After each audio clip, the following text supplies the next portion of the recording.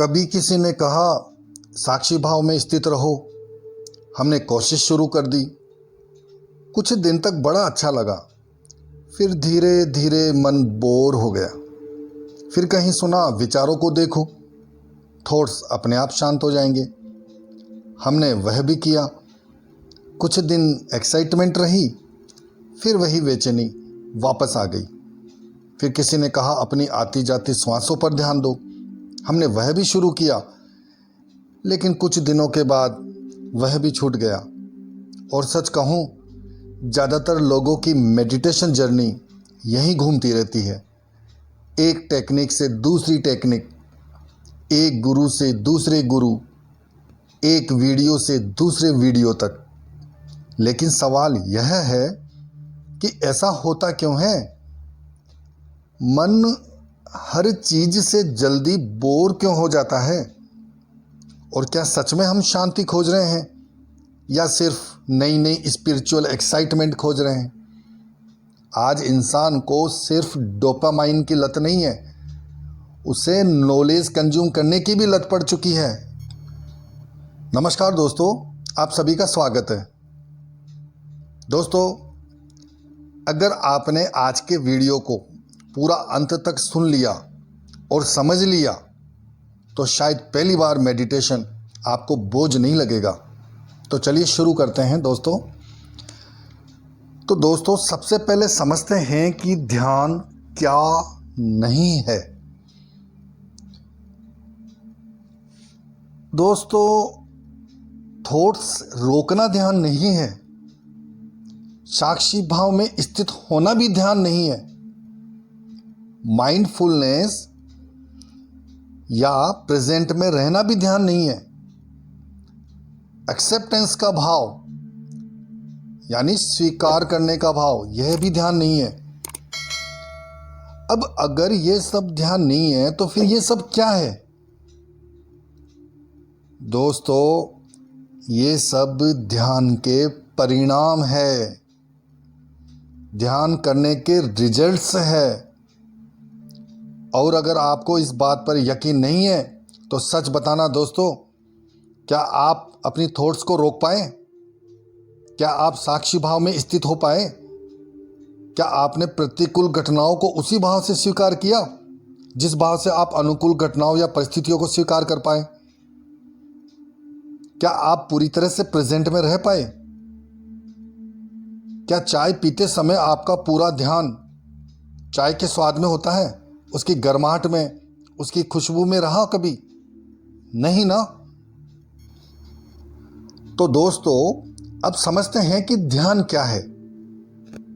जिस वस्तु, कार्य या परिस्थिति पर चित्त या मन को एकाग्र करने की हमने धारणा की, वो एकाग्रता कितने समय तक रही?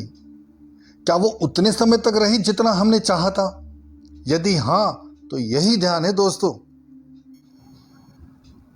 उदाहरण के लिए, यदि हमने धारणा की कि मुझे अगले 10 मिनट तक अपनी आती जाती श्वासों पर ध्यान देना है, तो उस 10 मिनट में जितनी देर हमने निरंतरता से, बिना किसी विघ्न बाधा के, बिना किसी व्यवधान के चित्त को श्वासों पर एकाग्र रखा, वो ध्यान कहलाता है दोस्तों। संक्षेप में हम कह सकते हैं कि किसी वस्तु या कार्य पर चित्त की एकाग्रता ही ध्यान कहलाती है। अब हम बात करते हैं दोस्तों इस वीडियो के शुरुआत में उठाए गए प्रश्नों की, कि क्यों हमारा मन किसी एक टेक्निक से कुछ समय बाद बोर होने लगता है। इसको ठीक से समझने के लिए एक छोटा सा उदाहरण लेते हैं दोस्तों। मान लीजिए किसी व्यक्ति को एक ऑप्शन यह दिया जाए कि शाम को भैया तुम्हें जिम जाकर एक्सरसाइज करनी है, और दूसरा ऑप्शन यह दिया जाए कि शाम को क्लब में जाकर दोस्तों के साथ पार्टी करनी है। तो आप ही बताइए दोस्तों, ज़्यादातर केस में उस व्यक्ति का मन किस ऑप्शन की डिमांड करेगा? किस ऑप्शन को चुनना चाहेगा? सेकंड ऑप्शन को। क्यों? सीधा सा जवाब है दोस्तों, उस व्यक्ति के मन को सेकंड ऑप्शन में ज़्यादा मज़ा आएगा। दोस्तों इसीलिए कहा जाता है कि इंसान को अपने करियर में वो प्रोफेशन चुनना चाहिए, वो काम चुनना चाहिए जिसमें उसकी रुचि हो, जिस काम को करने में उसे आनंद मिलता हो। क्योंकि दोस्तों जिस काम में हमें आनंद मिलने लग जाए या आनंद का अनुभव होने लग जाए, वो काम नहीं होता है फिर, और वो काम हमें बोझ भी नहीं लगता है। अब यही ध्यान देने की ज़रूरत है दोस्तों। ज़्यादातर लोग यही गलती करते हैं। यदि उस व्यक्ति को जो जिम में एक्सरसाइज करने का ऑप्शन दिया जा रहा है, अगर एक स्किल्ड और एक्सपीरियंस्ड कोच उसको एक्सरसाइज करवा रहा है और एक्सरसाइज इस तरीके से करवा रहा है कि उस व्यक्ति को उस एक्सरसाइज करने में आनंद का अनुभव होने लग जाए, मतलब एक्सरसाइज करते समय तो आनंद का अनुभव हो ही रहा हो, प्लस एक्सरसाइज को करने के बाद उसके जो रिजल्ट से जो परिणाम है उनको सुनकर भी वो एक्साइटेड हो रहा हो, यानी कि वो परिणाम भी उसको आनंद का अनुभव करा रहे हो। तो दोस्तों अब उसको जिम में एक्सरसाइज करना बोझ नहीं लगेगा, बल्कि वो उस समय का इंतज़ार करेगा कि कब मेरा टाइम हो, कब मैं जिम चलूँ। तो दोस्तों सारा खेल जो है किसी भी प्रोसेस या जो कोई भी प्रक्रिया है या कोई भी काम है जो हम करते हैं, तो सारा खेल उस काम को करते समय हमारे मन में होने वाली प्रतिक्रिया से होता है।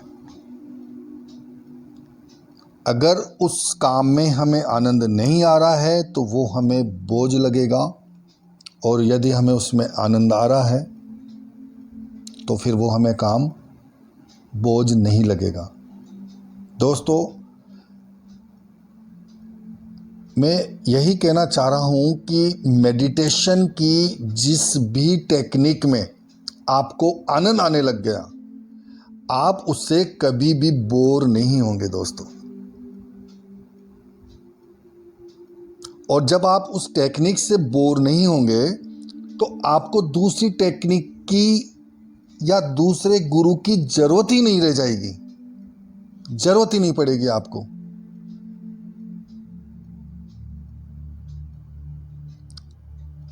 और यकीन मानना दोस्तों, जिन परिणामों की, मतलब ध्यान के परिणामों की हमने बात की थी ना, वो परिणाम आपको अपने जीवन में अपने आप दिखने लगेंगे।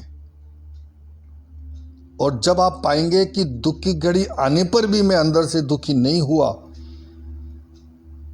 या प्रतिकूल परिस्थिति आने पर भी मैं अंदर से शांत रहा, तो उस समय जो आनंद आप महसूस करेंगे ना दोस्तों, उसका वर्णन तो शब्दों में हो ही नहीं सकता, केवल आप ही उसका अनुभव करेंगे।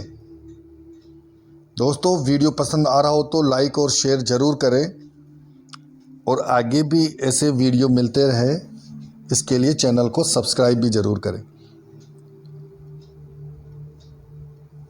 दोस्तों पिछले वीडियो में ध्यान के महत्व पर चर्चा करते हुए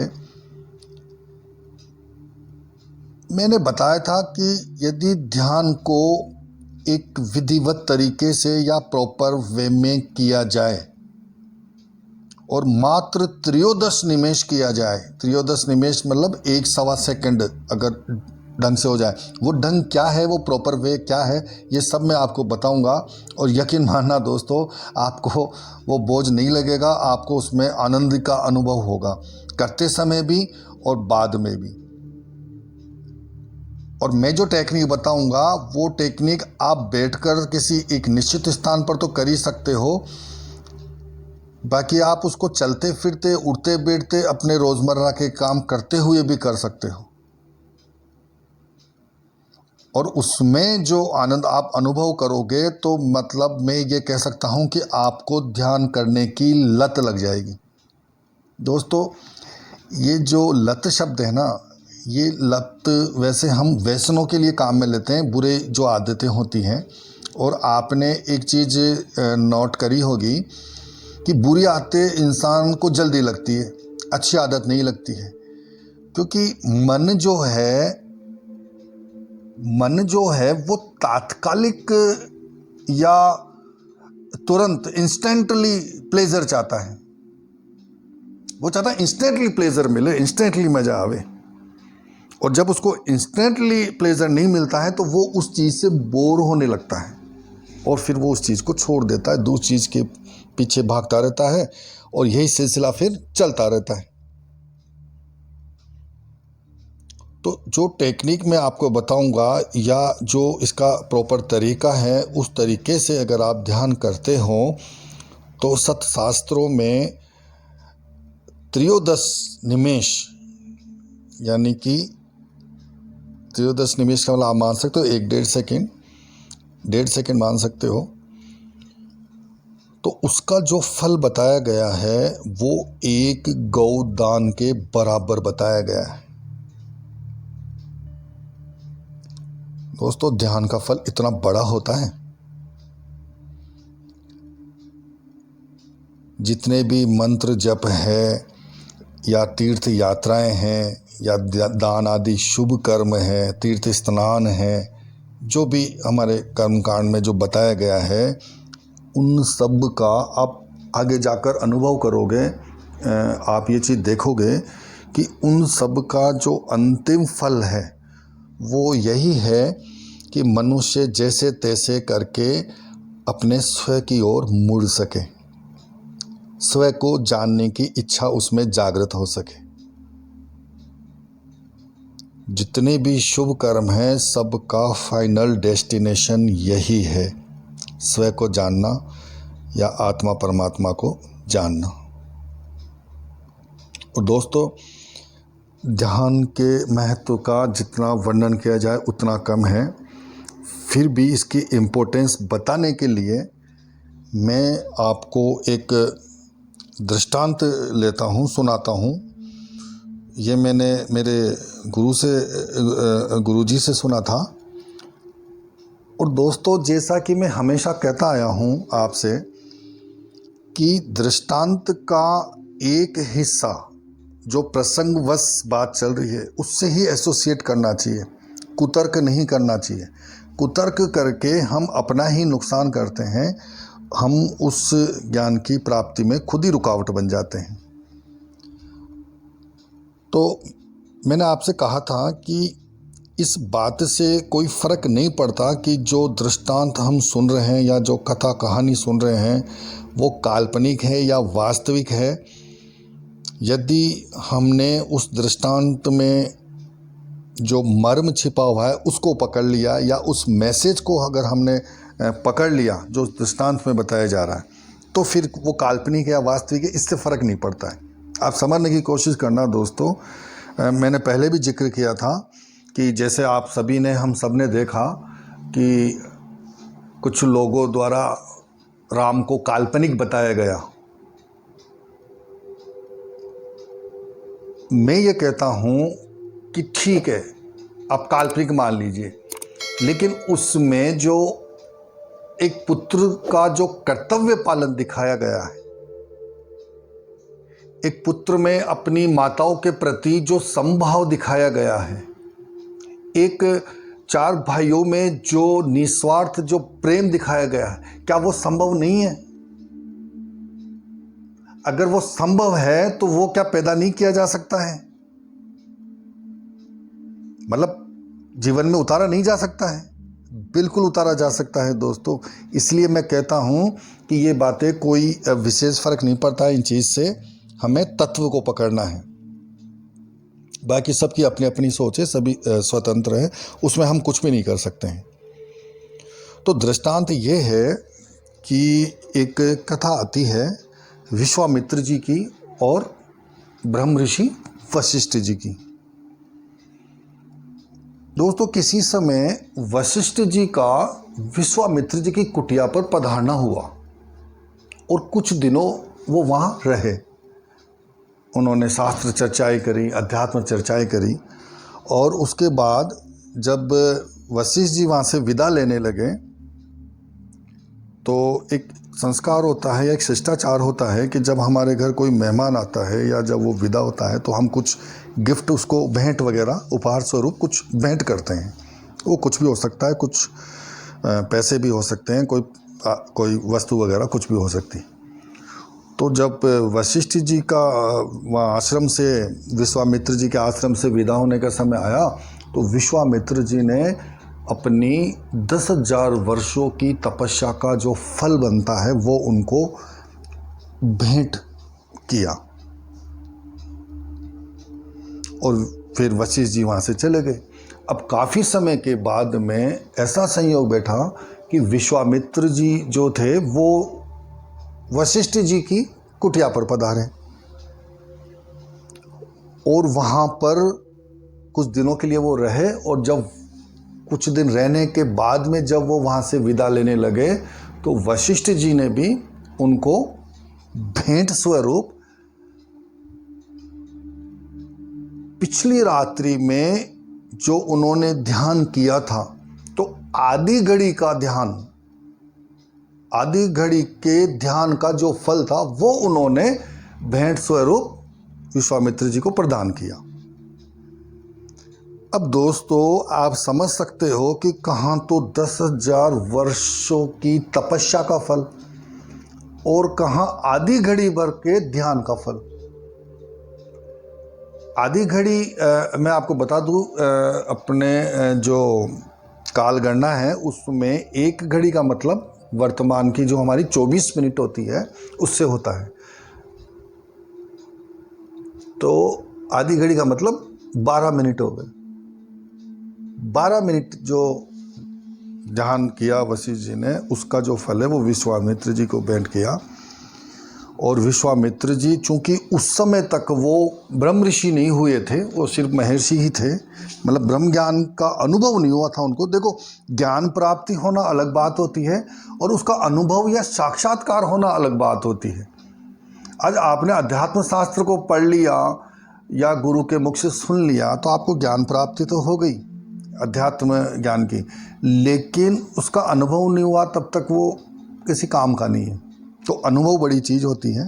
तो कहने का मतलब ये है कि विश्वामित्र जी को उस समय तक ब्रह्म ज्ञान नहीं हुआ था, तो उनको ये बात बुरी लगी।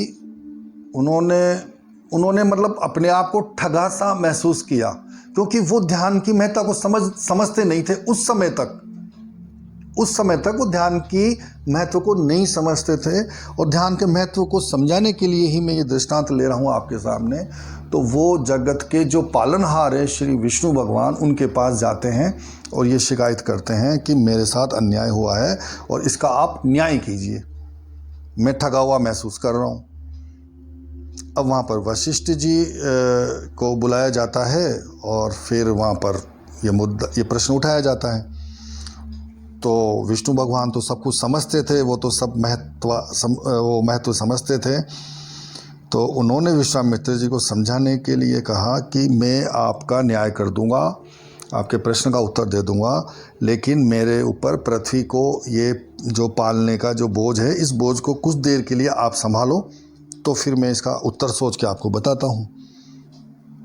तो विश्वामित्र जी ने वो जो पृथ्वी का भार था वो विष्णु भगवान ने विश्वामित्र जी को सौंप दिया, और विश्वामित्र जी कुछ क्षणों के बाद ही हिल गए। मतलब कुछ एक सेकंड्स हुए थे, वो पृथ्वी का भार उनसे नहीं झिला, क्योंकि उन्होंने जितना तप कर रखा था या उस तप का जो उनके पास जितनी शक्ति थी वो इतनी थी कि पृथ्वी का भार वो कुछ क्षणों तक उठा सके।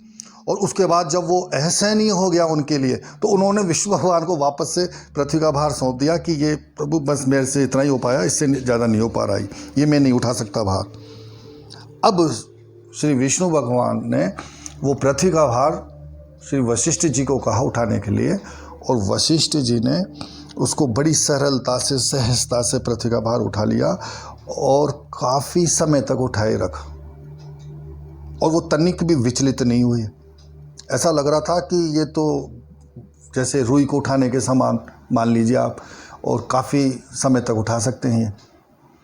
फिर विष्णु जी बोलते हैं विश्वामित्र जी को कि विश्वामित्र, अब आपको समझ में आया कुछ?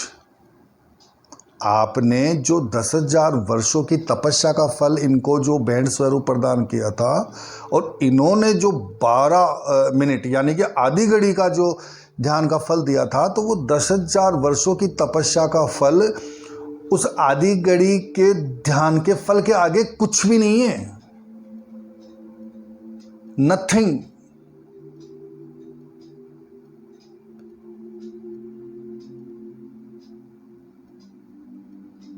तो यकीन मानना दोस्तों, ये जो ध्यान है ये बहुत बड़ी चीज़ होती है, और इसका जो परिणाम है वो परिणाम मैंने आपको बताया था कि आप में अवेयरनेस आ जाएगी। हर परिस्थिति को, चाहे वो अनुकूल हो या प्रतिकूल हो, उसको स्वीकार करने का भाव आ जाएगा। हर परिस्थिति में आप प्रसन्न रहोगे, आनंदित रहोगे, माइंडफुलनेस आ जाएगी। आप भोजन करोगे तो सारा ध्यान आपका भोजन में रहेगा। जितने भी ये जो साक्षी भाव है ये सब अपने आप आ जाएगा। दोस्तों देखो, यहाँ पर एक बात और बोलना चाहूँगा मैं कि अध्यात्म शास्त्रों में ये तो सब बता देते हैं गुरु लोग कि आपको सुख दुख में सम रहना चाहिए, लाभ हानि में सम रहना चाहिए, प्रेजेंट में रहना चाहिए, साक्षी भाव में रहना चाहिए, है ना, अपनी पूर्ण जागरूकता में रहना चाहिए, फुल अवेयर रहना चाहिए। लेकिन कैसे रहना चाहिए इस पे बहुत कम बात होती है, इस पर बहुत ही कम बात होती है, कैसे रहना चाहिए।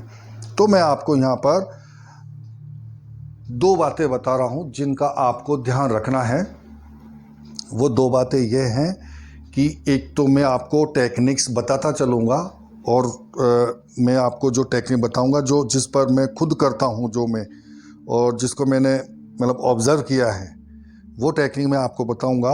और भी टेक्निक्स बताऊँगा आपको, जैसे कि अब तक बताता आ रहा हूँ, लेकिन आज जैसे हमारा पहला वीडियो है शायद ध्यान पर। लेकिन उसके साथ एक बात आपको और ध्यान रखनी है कि देखिए, रिजल्ट्स क्यों नहीं आते हैं? रिजल्ट्स इसलिए नहीं आते हैं क्योंकि हमारा जो ज्ञान है, या यूँ समझिए जो कॉन्सेप्ट्स है, वो क्लियर नहीं होते हैं। मेरे कहने का मतलब है कि अगर आप सिर्फ मेडिटेशन करोगे और ज्ञान का अनुसंधान बंद कर दोगे तो रिजल्ट्स नहीं आएंगे। मतलब आपको पैरेलल 2 चीज़ें चलानी है। एक तो ज्ञान का अनुसंधान, इसको नटशेल में बोले तो मैं कौन हूँ और ये संसार क्या है, कैसे उत्पन्न हो गया, कैसे मेरे निकट आ गया, और इसकी निवृत्ति में कैसे करूँ, ये ज्ञान का अनुसंधान है। तो पैरेलल ये भी चलता रहेगा, और मेडिटेशन की जो टेक्निक्स मैं आपको बताऊंगा वो भी चलती रहेगी, और फिर देखना आप रिजल्ट्स कैसे आते हैं। और टेक्निक जो मैं बताऊंगा वो ऐसी होगी कि उसमें आपको, जैसे मैंने अभी मन का एक स्वभाव बताया कि उसको इंस्टेंटली प्लेजर चाहिए, तो वो आपको प्लेजर नहीं, आपको आनंद मिलेगा। और आनंद मिलेगा नहीं, आनंद तो क्योंकि ऑलरेडी आपके अंदर है, ये मैं पिछले वीडियो में बता चुका हूँ। लेकिन उस आनंद का अनुभव आपको वो मेडिटेशन करते करते ही होने लग जाएगा। बस उसका जो टेस्ट है वो आपको एक बार करना होगा, और वो मैं आपको टेस्ट कराऊंगा। और टेस्ट कराने के बाद, जैसा कि मैंने कहा, लत पड़ जाएगी। अभी जैसे थोड़ी देर पहले मैं बात कर रहा था कि जो व्यसन होते हैं उनकी लत जल्दी पड़ती है। किसी ने, मान लीजिए कोई टीनेजर है, शौक में किसी कहने से स्मोक कर लिया उसने थोड़ा सा, तो वो शुरू में शौक में करता है, लेकिन धीरे धीरे वो उसकी हैबिट बन जाती है। और एक दिन ऐसा आता है कि वो चाहता हुआ भी उस हैबिट को छोड़ नहीं पाता है, उसको उसमें आनंद का भ्रम होने लग जाता है। तो कहने का मतलब यह है कि मैं जो आपको टेक्निक बताऊंगा, उस टेक्निक में आप उस आनंद को इंस्टेंटली तुरंत उसी समय अनुभव करोगे।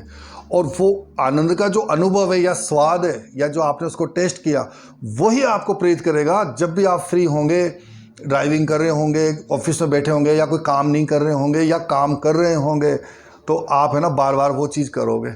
और जैसे जैसे आप इसको करते जाओगे तो एक्सपोनेंशियली एक्सपोनेंशियली आपके इसके रिजल्ट्स सामने आने लगेंगे। अब सवाल ये भी उठता है, आपके मन में एक सवाल आ रहा होगा कि क्या सच में कोई ऐसी मेडिटेशन टेक्निक हो सकती है जिसमें मन को कोई इफर्ट महसूस ना हो? इफर्ट छोड़ो, बल्कि उसमें आनंद का भी अनुभव हो रहा हो, और जिसमें थॉट्स से लड़ना ना पड़े और अवेयरनेस अपने आप ही गहरी होने लगे।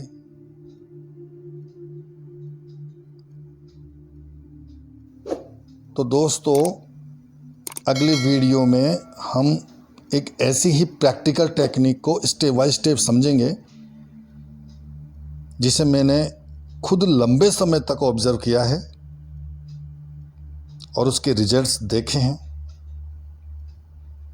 तो मिलते हैं अगले वीडियो में, तब तक के लिए नमस्कार, धन्यवाद दोस्तों।